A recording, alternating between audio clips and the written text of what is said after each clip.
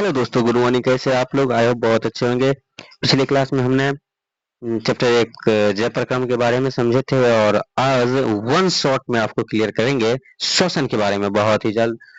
आप लोग कमेंट में जरूर बताइएगा आपको मेरा क्लास कैसा लगा, ताकि मैं इसी प्रकार से आपके बीच नए नए क्लास का वीडियो लाऊं। तो चलिए बिना देर किए हुए शुरुआत करते हैं चैप्टर का। तो चैप्टर का नाम है श्वसन।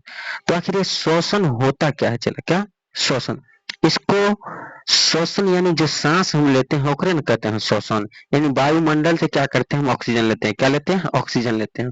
यानी वायुमंडल से ऑक्सीजन को शरीर के कोशिकाओं तक पहुंचाना, या शरीर के अंदर निर्मित जो कार्बन डाइऑक्साइड होता है CO2, उसको शरीर से बाहर निकालने की प्रक्रिया ही श्वसन कहलाती है। आसान भाषा में हम कह सकते हैं वायुमंडल से ऑक्सीजन को लेना और हमारे शरीर में के अंदर जो कार्बन डाइऑक्साइड उसको बाहर निकालना ही क्या कहलाता है? श्वसन कहलाता है। श्वसन जो है एक प्रकार की अपचय मंद दहन का उदाहरण है, जिसमें लगातार जैव ऊर्जा की खपत होती है।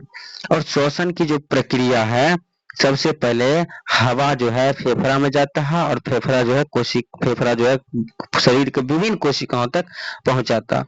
और किसको किसको तो क्या होता है, ग्लूकोज जो है ऑक्सीजन के साथ अभिक्रिया करके कार्बन डाइऑक्साइड और जल और ऊर्जा बनाता है। तो ग्लूकोज और ऑक्सीजन जो आपस में जब अभिक्रिया करता है तो क्या बनाता है? कार्बन डाइऑक्साइड और H2O यानी जल और ऊर्जा, जिससे हमें एनर्जी मिलती है। यानी श्वसन का जो समीकरण होगा C6H12O6 plus O2 CO2 plus H2O plus ऊर्जा। यानी हम कह सकते हैं जो ग्लूकोज ऑक्सीजन के साथ जब अभिक्रिया करेगा हमारे शरीर के अंदर, तो कार्बन डाइऑक्साइड जल और ऊर्जा का निर्माण करता है। तो श्वसन समझ में आ गया? यहाँ तक किसी को कोई दिक्कत नहीं होनी चाहिए। किसी को कोई दिक्कत भी नहीं है? Very good. चलिए अब चलते हैं श्वसन के प्रकार को जानते हैं। तो श्वसन मुख्यतः दो प्रकार का होता है। कितने प्रकार का होता है? दो प्रकार का होता है। आइए देखते हैं, दोनों प्रकार को एक एक करके परिभाषित करते हैं और समझने का प्रयास करते हैं। तो आइए देखते हैं पहला क्या है। पहला क्या है? ऑक्सीशोषण। क्या है? ऑक्सीशोषण। दूसरा है अनॉक्सीशोषण। ऑक्सीशोषण कहने का मतलब इसका दूसरा नाम है वायवीय शोषण। अनॉक्सी का दूसरा नाम है अवायवीय शोषण। वायवीय यानी वायु की उपस्थिति में जब हम सांस लेंगे उसे कहेंगे वायवीय शोषण या ऑक्सीशोषण, और वायु की अनुपस्थिति में जब हम सांस लेते हैं उसे कहते हैं अवायवीय शोषण। तो लिखा गया क्या कहा था? ऑक्सीजन की उपस्थिति में संपन्न होने वाली क्रिया ऑक्सीशोषण कहलाती है। ऑक्सीजन की अनुपस्थिति में जो क्रिया संपन्न होगी उसे अनॉक्सीशोषण या फिर अवायवीय शोषण कहते हैं। अब यहाँ से मेन बात आता है ये, जो हमारे एग्जाम के लिए क्वेश्चन कैसा आएगा। तो साथ ही यहाँ पे जो क्वेश्चन पूछता है ऑक्सीशोषण और अनॉक्सीशोषण में अंतर लिखने के लिए कहता है। ये दोनों का डिफिनेशन चला नहीं पूछेगा, ये पूछेगा अनॉक्सीशोषण और ऑक्सीशोषण में अंतर। तो आइए समझते हैं अनॉक्सीशोषण और ऑक्सीशोषण में अंतर कैसे लिखेंगे। तो ऑक्सीशोषण में क्या होता है? ऑक्सीजन की उपस्थिति में संपन्न होने वाली क्रिया ऑक्सीशोषण कहलाती है। ऑक्सीजन की अनुपस्थिति में होने वाली सारी क्रिया क्या कहलाती है? अनॉक्सीशोषण कहलाती है। यहाँ पे अनॉक्सी होगा, ऑक्सीस लिखा गया, इसको अनॉक्सी कर लेना, ठीक है। और दूसरा क्या है? ऑक्सीशोषण में है वायु, इसे वायवीय शोषण भी कहा जाता है और इसे अवायवीय शोषण कहा जाता है। ऑक्सीशोषण में जो होती है बहुत विशाल जीव भाग लेते हैं और अनॉक्सीशोषण में सूक्ष्म जीव यानी छोटा छोटा जीव भाग लेता है। ऑक्सीशोषण में कार्बन डाइऑक्साइड जल का निर्माण होता है, लेकिन अनॉक्सीशोषण में कार्बन डाइऑक्साइड जल का निर्माण नहीं होता है। ऑक्सीशोषण में ग्लूकोज का पूर्ण ऑक्सीकरण होता है, लेकिन अनॉक्सिक शोषण में ग्लूकोज का पूर्ण ऑक्सीकरण नहीं होता है। आइए छठा क्या है? यानी ऑक्सीशोषण में जो है ग्लूकोज का जो अणु होता है टूटकर 38 ATP ऊर्जा का निर्माण करता है, और अनॉक्सीशोषण में जब एक ग्लूकोज का अणु टूटता है मात्र 2 ATP ऊर्जा का निर्माण होता है। ATP का पूरा नाम होता है एटॉमिक ट्राइफॉस्फेट। क्या होता है? Atomic triphosphate. जी हाँ, ध्यान दीजिएगा, एटॉमिक ट्राइफॉस्फेट। अगर ऑक्सीशोषण में एक अणु टूटता है ग्लूकोज का तो 38 एटीपी ऊर्जा देता है और शोषण में मात्र 2 एटीपी ऊर्जा देता है। यानी हम लोग जब सांस लेते हैं तो उसमें जो ऊर्जा टूटता है ग्लूकोज, तो एक ग्लूकोज का अणु टूटता है तो 38 एटीपी ऊर्जा प्राप्त होता है। ऑक्सीशोषण में माइटोकॉन्ड्रिया तो होता है, लेकिन अनॉक्सिक शोषण में माइटोकॉन्ड्रिया की जगह पे कोशिका द्रव्य में होता है। कहाँ होता है? ऑक्सीशोषण कहाँ संपन्न होता है? माइटोकॉन्ड्रिया में संपन्न होता है। और अनॉक्सिक शोषण जो है माइटोकॉन्ड्रिया की जगह पे कोशिका द्रव्य में संपन्न होता है। बात आती है तो आप लोग कहिएगा सर कोशिका द्रव्य क्या मनुष्य में होता है? हाँ होता है, लेकिन ऑक्सीशोषण कोशिका द्रव्य में संपन्न नहीं होता है। ऑक्सीशोषण जो होता है माइटोकॉन्ड्रिया में संपन्न होता है, लेकिन अनॉक्सीशोषण कोशिका द्रव्य में संपन्न होता है। अब यहाँ से एक और क्वेश्चन पूछने की संभावना है, वो क्वेश्चन किस प्रकार से रहेगी आइए देखते हैं। तो क्वेश्चन पूछ सकता है मानव के शोषण का सचित्र वर्णन करें। मानव के शोषण का सचित्र वर्णन करें तो मानव का शोषण का सचित्र वर्णन करने के लिए सबसे पहले एक फिगर बनाएंगे और पहला लाइन लिखेंगे इन भोज्य पदार्थों का ऑक्सीजन के फलस्वरूप ऊर्जा का निर्माण की प्रक्रिया शोषण कहलाता है। भोज्य पदार्थों का ऑक्सीजन के फलस्वरूप ऊर्जा का जो निर्माण करता है वही श्वसन कहलाता है। हमने शुरुआत में भी इसका डिफिनेशन समझ लिए थे और इसका संपूर्ण ये जो समीकरण है वो भी जान लिए थे। श्वसन तंत्र के प्रमुख अंग भाग लेते हैं। अब श्वसन तंत्र में कौन कौन सा अंग भाग लेते हैं उसके बारे में समझेंगे और इसका फिगर यानी श्वसन का जो है डायग्राम उसको भी देखते हैं कैसे बनाना है हमें एग्जाम में। तो सबसे पहले जो है फिगर इस प्रकार से बनाएंगे और उसके विभिन्न अंगों को हम लिख देंगे, एक एक का नाम लिख देंगे। इससे जो है 5 नंबर हमें मिल जाएंगे। और देखते हैं प्रमुख अंग कौन कौन है जो हमारे श्वसन की क्रिया में भाग लेते हैं। यानी श्वसन की क्रिया में भाग लेने वाले सभी अंग श्वसन तंत्र कहलाएंगे। तो सबसे पहला आता है नासा गुहा, जिसे हम नाक कहते हैं, बोलचाल की भाषा में क्या बोलते हैं? नाक। और इसी को साइंस नासा गुहा कहता है। यानी नाक जो है श्वसन तंत्र का प्रारंभिक अंग है। यानी शुरुआत में नाक के द्वारा ही ना सांस लेता है चलवा, इसलिए प्रारंभिक अंग हुआ, जिसमें दूगो छिद्र पाया जाता है, दूगो छिद्र होता है। यही छिद्र जो होता है इसी की सहायता से क्या होता है हवा अंदर जाता है और नासा के दीवार में जो बाल पाए जाते हैं यानी नाक में जो बाल होता है उसका काम होता है हानिकारक जीवाणुओं को नष्ट करना और धूल कण को शरीर के अंदर जाने से रोकना। यानी नाक में जब बाल हो जाए चला तो ओकरा काटना नहीं चाहिए। और दूसरा अंग क्या होता है? ग्रासनी। क्या होता है? ग्रासनी होता है। ग्रासनी का क्या काम है? नासा गुहा के आगे घूमा हुआ जो द्वार की संरचना होती है, घूम जो जाता है, ई वाला जो घूमा है, इसी को क्या कहते हैं हम लोग? ग्रासनी कहते हैं। इसी को क्या कहते हैं? ये जो टर्न होता है ना, इसी को क्या कहते हैं हम? ग्रासनी कहते हैं। और स्वर नली, स्वर नली जहां से जो मेरा आवाज निकलता है।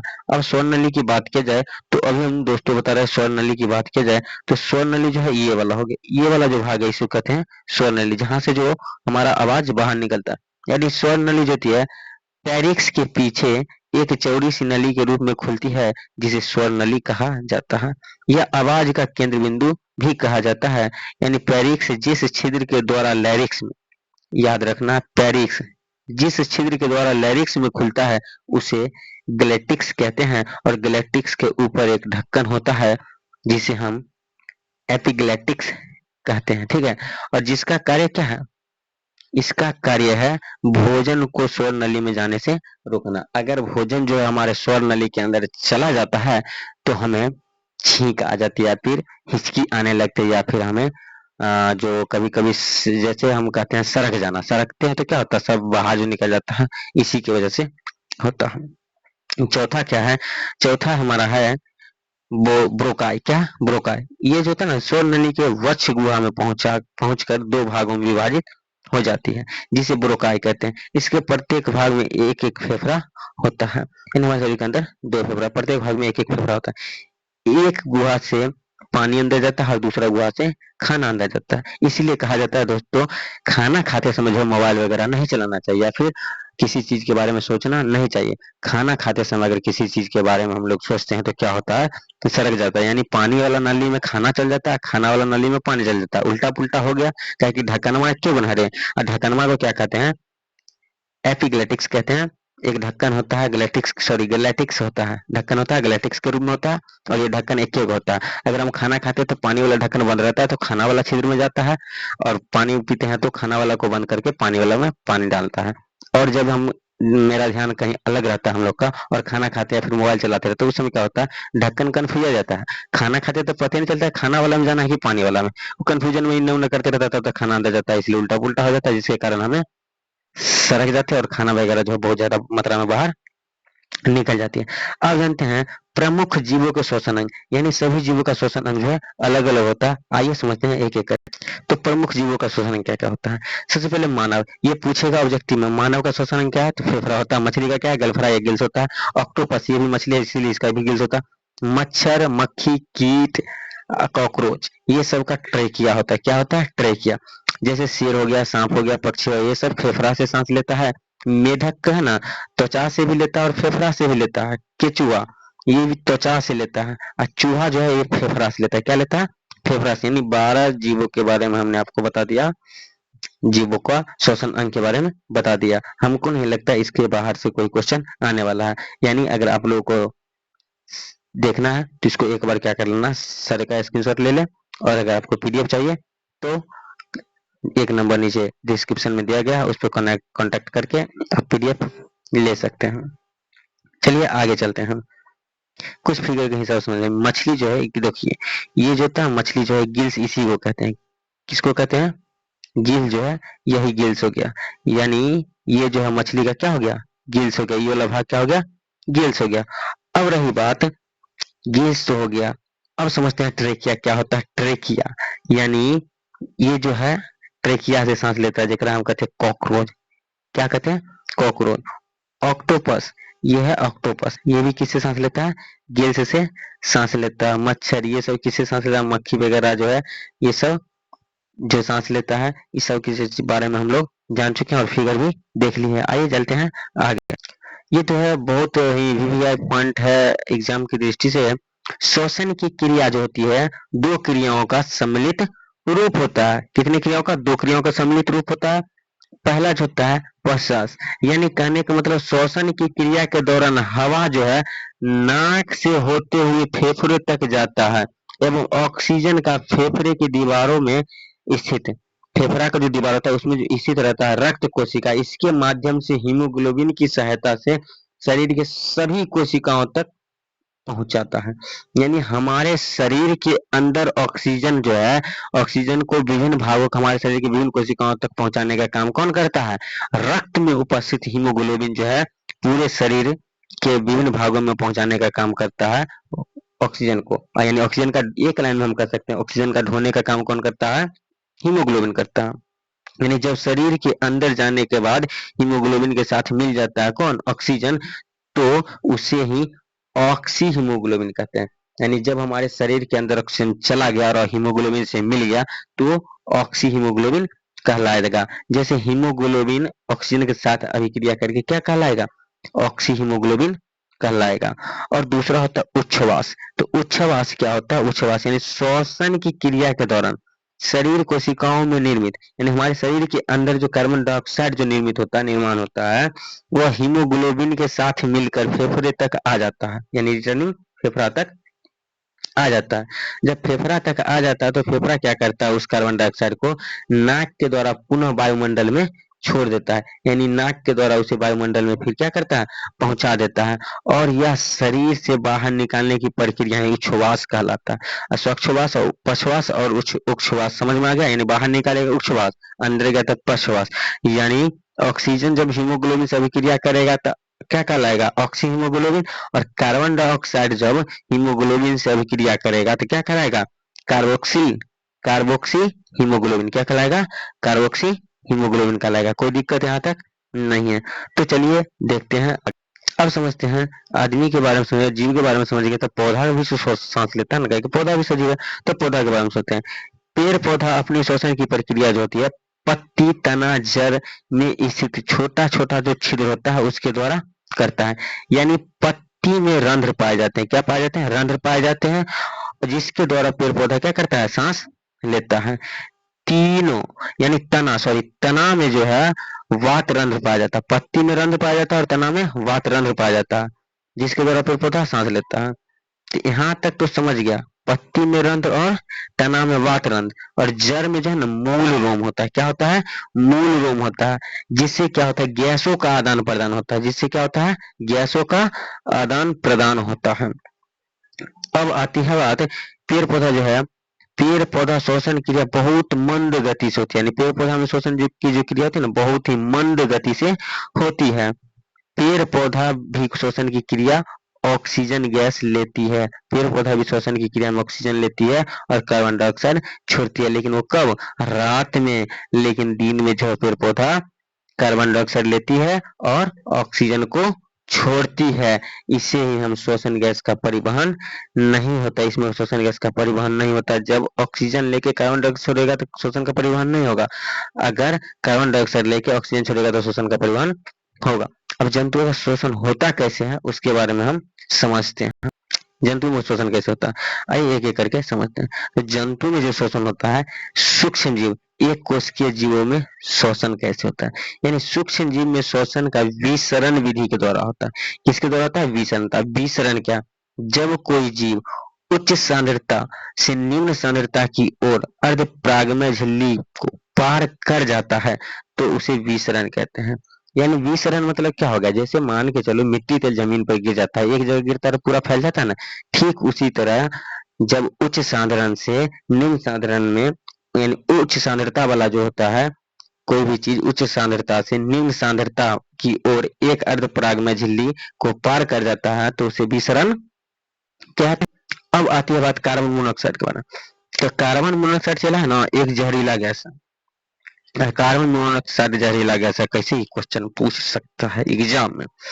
कार्बन मोनोऑक्साइड जहरीला गैस कैसे, उसके बारे में अच्छे से बात करेंगे।